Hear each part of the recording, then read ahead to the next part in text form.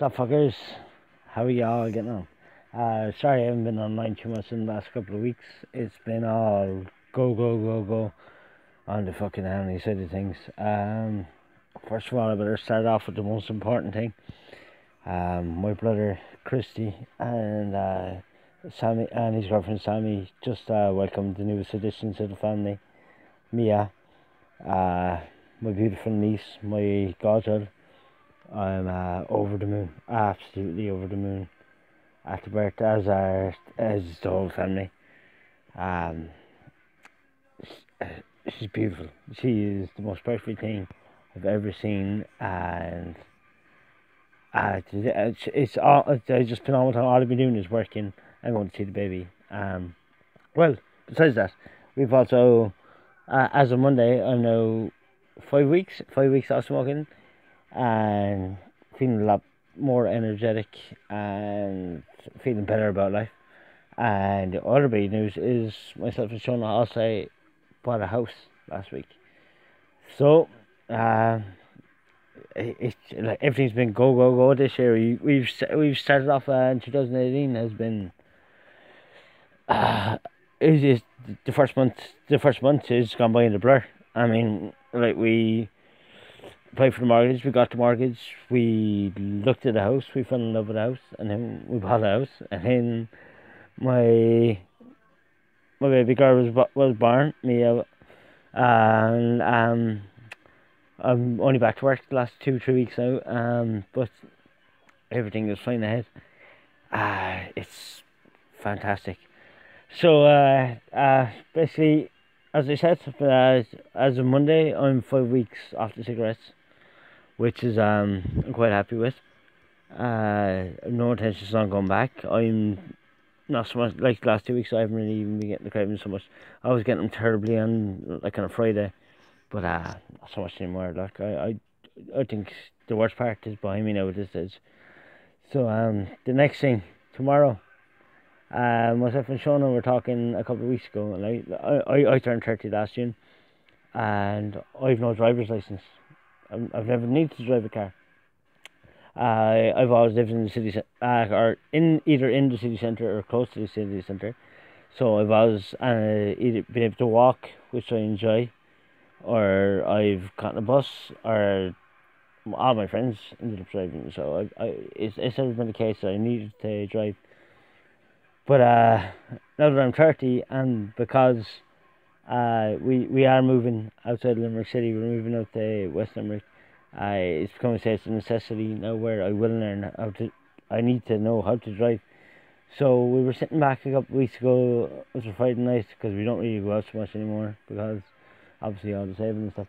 But I said I'm going to book myself in to do the theory test. So you need to do a motorbike one. You need a separate one for the motorbike and you need a separate one for the car. So I said, fuck it. I'll book myself in to do the two, and I'll do them on the same day. So tomorrow is the day. 10:30 tomorrow I'll be sitting my bike test, and at 3:30 I'll be sitting my car theory test. So we're practicing that for the week. I probably should have started 3 weeks ago. I started this week. I've been learning the questions.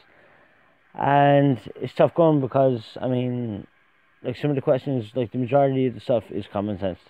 That you'd ask a child and they'd know. Well, like a red light means stop and this.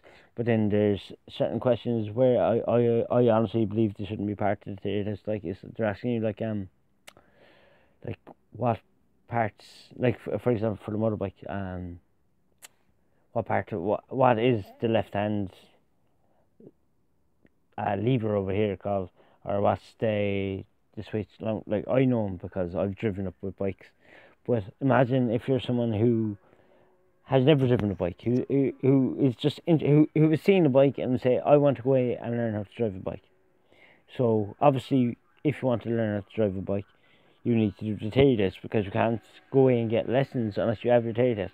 But they're asking questions in like what's the pedal on the left hand side? The silver pedal. What's the black pedal in front of that? So like obviously you have your clutch and you have your fucking your brake, But like, how the fuck are you supposed to know that unless someone has brought away and told you? So you have, so even after you pay for the basic questions, like all they're doing is telling you the questions and the answers. Like they're not like kind of saying, this is your emergency stop, and this is where your clutch is, this is where your front brake is, this is where your back brake is, this is that. Like, it seems a bit crooked, and then they're asking you questions like in the road safety or whatever the fuck, like how many people have died on the road last year, how many were had alcohol in their system. I'm not really sure what that is to do with learning how to drive a bike or a car. Obviously, you shouldn't operate a car or vehicle with alcohol, but knowing the answer that 251 to 300 people were killed on the road doesn't really make you a better driver. Do you know what I'm saying? It's like you were saying, like 4 out of 10 people who were in fatal car crashes had alcohol in the system. I don't understand how knowing that statistic makes you a better driver or a safer driver. Well, I think what they should be looking at more is kind of road signs. You should know the road signs, and because like that's part that what catch me out. Like, I mean, I've traveled most of the world, like, and I've seen all these road signs. As you don't know what fucking half of them mean, like. You look at them, you've seen them 1,000 times, and then there's ones in you see on the test, and you're just like, what does this road sign mean? And you're like, what the fuck does that road sign mean? I don't know.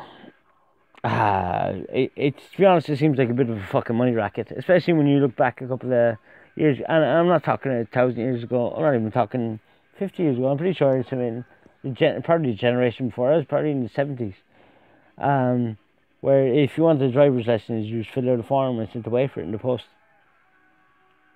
Now you have to do your theory test. I think it cost me 60 quid to do the car and the bike for each one, and then you have to pay 20 each for each of the sets of questions, which, to be honest, you're better off just getting the bike ones because they're pretty much the same thing anyway. And after that, then you have to go away and you have to wear a learner's, if you're on a bike, you have to wear a learner's jacket, or if you're in the car, you have to have the learner's sticker. And then you cannot sit your full lesson until you're 6 months driving. Why? I do not know. It makes no fucking sense to me, but whatever. After that, then you're into novice. You have to have the fucking N. It seems like it's just a bit embarrassing. You can't drive on fucking motorways.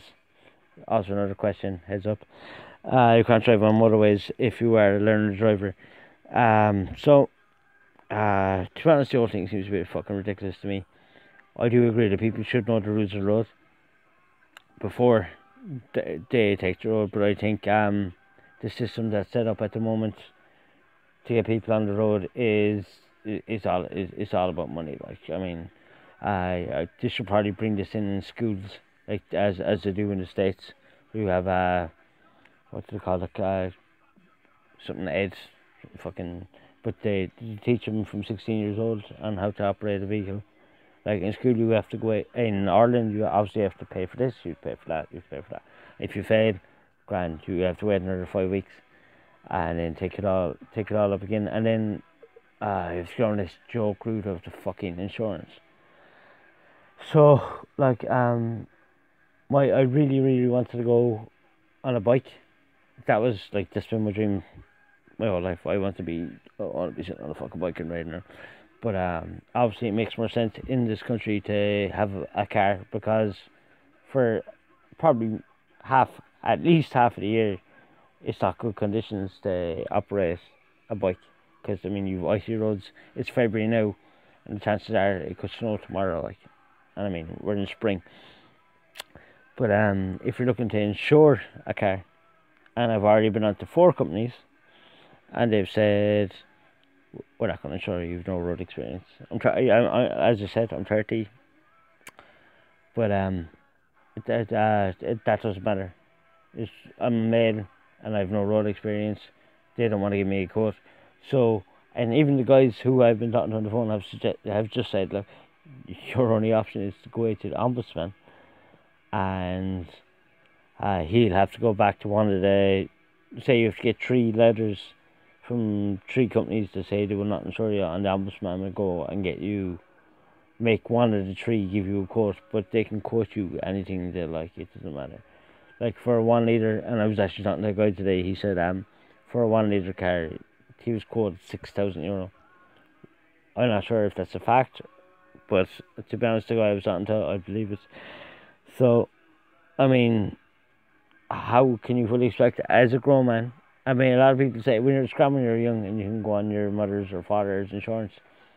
But if your mom or dad or your partner have a car and you need a car, as I now do, or a vehicle, you can't go on someone else's insurance because you need 2 vehicles. Like I can go on Shaw's insurance, but if Shaw's working at 7 in the morning and I'm not working till 11, obviously she's going to be leaving for work at 5:30 or 6 in the morning, and I won't be leave for work till 9:30 or 10. So, I mean, do I have to go in and sit around in town, or go to someone's house at fucking 8 o'clock in the morning and wait around till I start work? So basically, it's looking as obviously going to have to get the bike. Now it's lucky that we're coming into the summer, and the weather conditions will be better, so we'll have time to get used to the roads and get used to driving conditions. And I also plan on going on Shuby's insurance as well, and get the fucking no claims and all that kind of fucking shit. Like, but they really don't make it easy for people. But besides that, that's pretty much what's going on. I will post a video tomorrow, let you know whether I passed or I failed. To be honest, I am quite confident going into it, because I've done the homework. But even, and like I said, doing it, like I spent 3 hours again after I finished work today. Like I was still doing the fucking 9:30 this evening, and I can't do it anymore. But there was times where I was getting 39 out of 40 right, and then I do it another time and I was getting fucking 33. And it's because you just really need to pay attention to the questions, and that's the plan for tomorrow. I hope I'll be posting a video tomorrow with a smile on my face, and I will either be out celebrating tomorrow or drowning my sorrows. So that's pretty much it. Other than that, I suppose that's pretty much it. Like, what else is there to say, really? I mean, in the last 6 months, things have changed so much. We've gone from renting a house to sitting on our asses looking for work, from getting jobs to buying a house to welcoming a new part of the family. I mean, there's really not too much to complain about at the moment, and I'd like to keep it like that. But at the same time, I still like to kind of fucking moan and have a bitch about things, like, so. Have no fear, the podcast will be coming. I have a lot of people who want to jump on board and become part and talk about stuff. So I hope everyone stays interested in what I'm doing. After this year, I hope to go back traveling, and I have so many directions that I want to take this. I want to make this about travel. I want to make this about politics. I want to make this about just fucking mental health. I want it to be a bit of a fucking laugh at the end of the day. So thanks to everyone for the shares and the likes. Stay tuned. This is just the beginning, as I've said before. This is the beginning, and peace. enjoy your weekend, and I will talk to you all tomorrow. Thanks very much.